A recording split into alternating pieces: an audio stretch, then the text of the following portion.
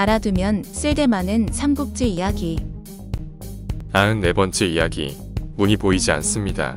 앞을 볼 수가 없습니다.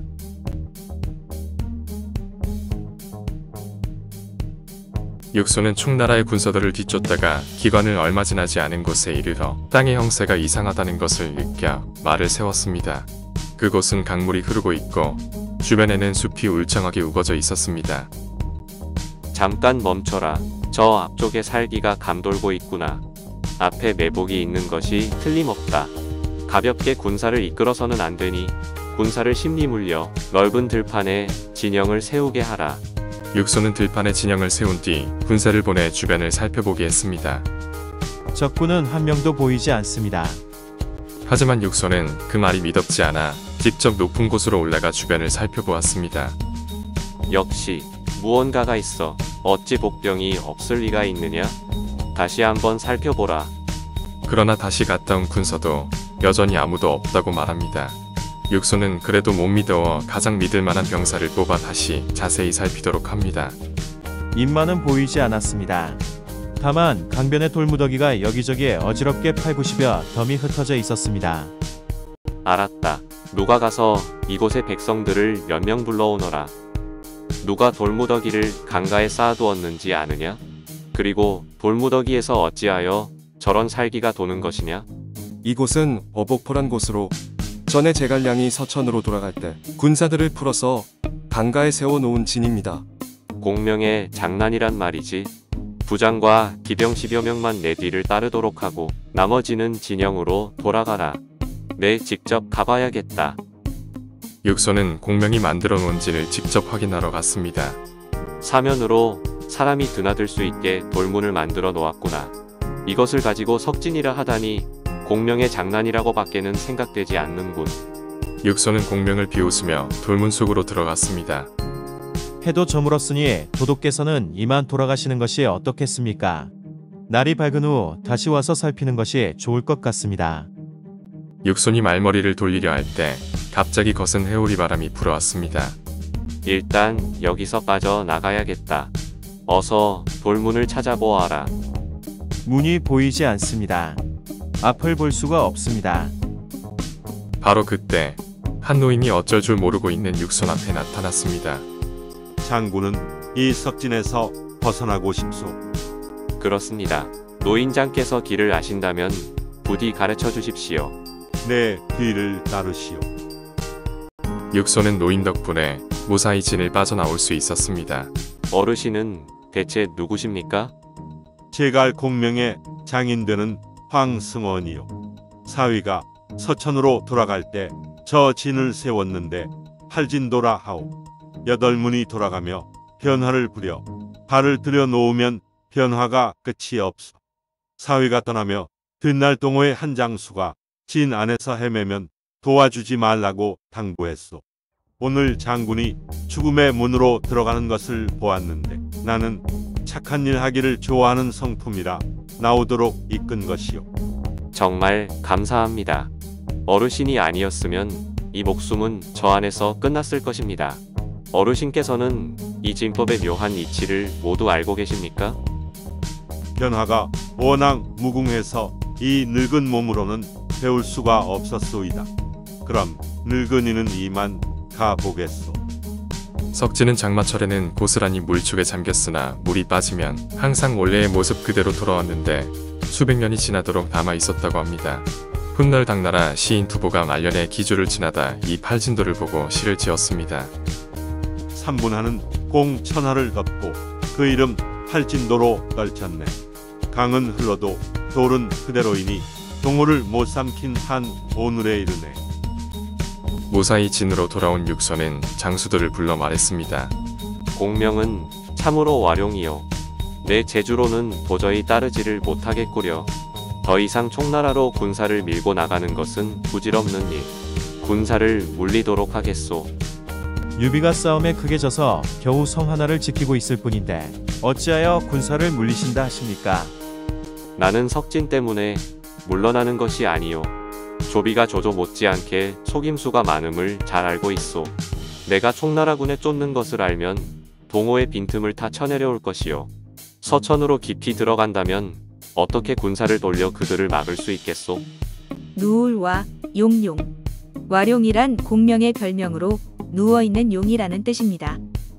육손이 군사를 되돌린 지 사흘 후 세 곳에서 급한 전갈이 전해졌습니다. 위나라의 장수 조인이 군사를 이끌어 유수로 나오고 있습니다. 조휴가 동부로 군사를 휘몰아오고 있습니다. 조진이 남군으로 군사를 이끌어 오는데 그 기세가 사뭇 급합니다. 장수들이 육손의 선견지명에 감탄하고 있는데 또 한 명의 병사가 달려왔습니다.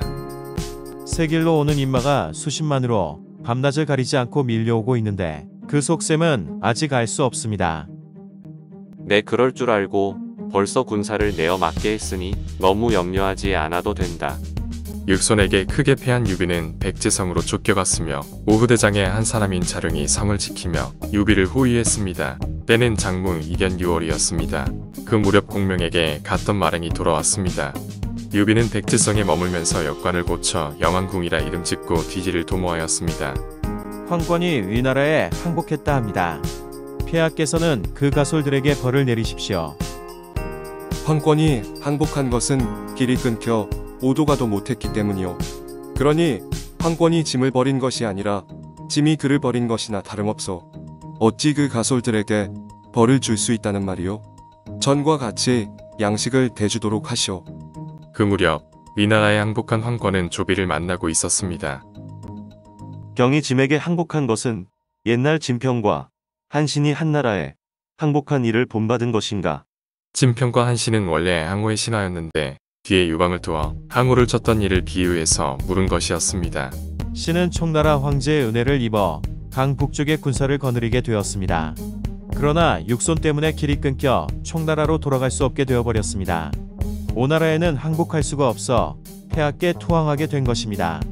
어찌 감히 옛사람을 우러르며 따랐다고 거짓을 고하겠습니까? 내게 아첨을 할 수도 있을 텐데 아주 솔직하구려. 경에게 진남 장군의 벼슬을 내리도록 하겠소. 아닙니다. 소신은 벼슬을 할 자격이 없습니다. 듣자하니 유비가 황권의 가솔을 모조리 잡아 죽었다고 합니다. 신과 촉주는 마음으로 굳게 믿고 있습니다. 촉주는 신이 위나라에 투항한 것이 결코 본 마음이 아니라는 것을 아실 터이니 신의 가솔을 함부로 해치지 않으실 것입니다. 나라 이름 촉, 임금주. 촉주란 총나라의 주인, 즉 유비를 가리키는 말입니다.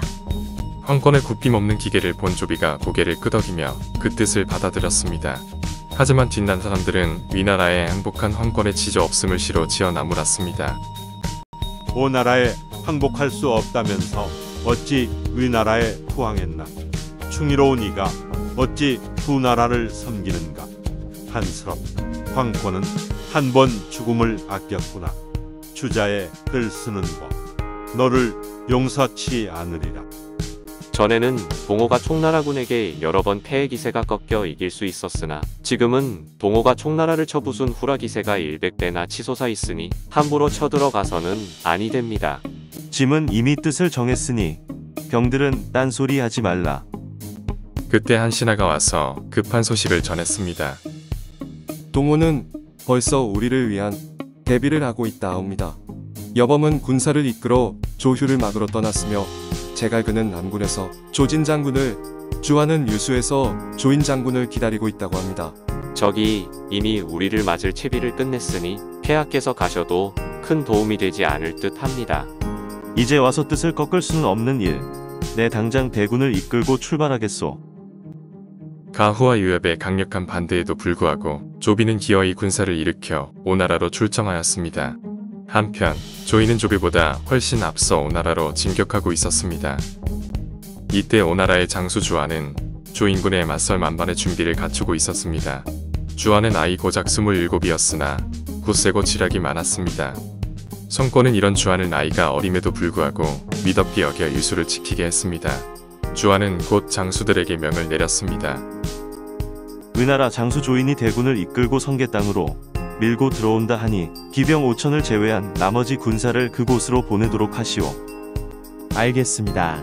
하지만 기병 5천으로는 이곳을 방어하기가 내가 지키고 있는 한 유수는 기병 5천으로도 능히 지켜낼 수 있을 테니 염려 놓으시오. 그로부터 며칠 후 위나라 군사를 정탐하고 돌아온 병사가 주안에게 보고했습니다. 조인이 부장 상조와 제갈권 왕상에게 유수를 치라는 명을 내려 이곳으로 몰려오고 있다고 합니다. 군사들은 깃발을 내려놓고 북을 올리지 않도록 하라. 성 안에 아무도 없는 것처럼 보이게 하라. 군사는 고사하고 깃발조차 보이지 않는 것을 보니 도망이라도 갔나 보군. 적이 모두 도망친 것 같으니 군사들은 성으로 들어가라. 성을 차지하라. 조인의 부하 장수 상조와 위나라군은 물밀듯이 유수성으로 돌진해 들어갔습니다. 그러나 매복해 있던 주안에 기병이 위나라군을 덮치게 됩니다. 주안은 상조를 덮쳐 3만 만에 베어버렸습니다. 대장을 잃은 위나라군은 기가 꺾인 데다가 오나라군의 거센 기세를 당해내지 못하고 무너져 내리니 죽고 상한 자가 헤아릴 수 없었습니다. 싸움에서 크게 이긴 오나라군은 위나라군이 버리고 간 말과 무기 등을 거두어 들었습니다. 주안은 성 위에 올라가 주변 형세를 살펴보았습니다. 머지않아 조인이 들이닥칠 것이오.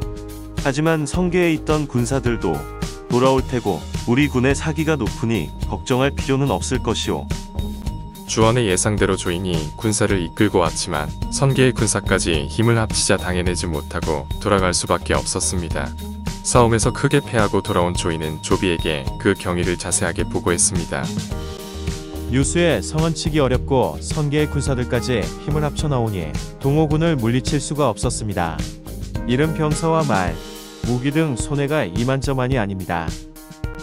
조진과 하우상이 남군을 둘러쌌으나 안에 숨어있던 육손의 복병과 밖에 숨어있던 제갈군의 복병이 안팎으로 들이닥치는 바람에 크게 패했다 합니다. 폐하, 조휴가 동호의 장수 여범에게 패했다 하옵니다. 결국 조비가 새 갈래로 보낸 군사들이 모두 패하고 만 셈입니다. 결국 조비는 아무런 소득이 없이 낙양으로 돌아가게 되었을 뿐만 아니라 오나라와의 사이만 더욱 나빠지는 결과를 가져왔습니다.